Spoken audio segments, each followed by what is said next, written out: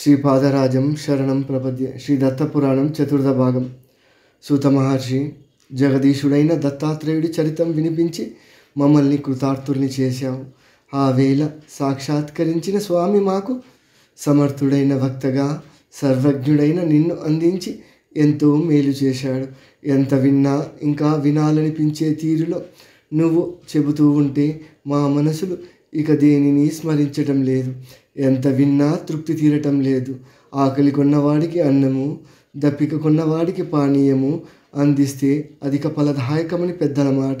అంచేత హరిలీలామృతాన్ని మాకు ఇంకా పంచిపెట్టు. ఈ దాహం తీరేది కాదు.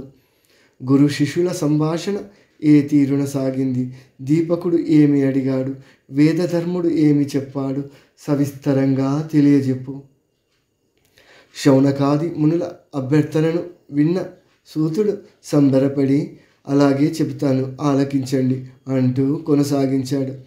దత్తాత్రేయుల వారి వద్ద సెలవు తీసుకుని మహిష్మతీపురం చేరుకున్న కార్త్యవీర్యార్జునుడు మృషా కల్పితమని ఎరిగి రాజ్యాన్ని ఎంతకాలం పరిపాలించాడు?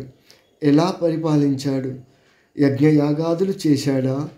అసలు అతడి సామ్రాజ్య విస్తీర్ణం అప్పటి భూగోళంలో ఏపాటి?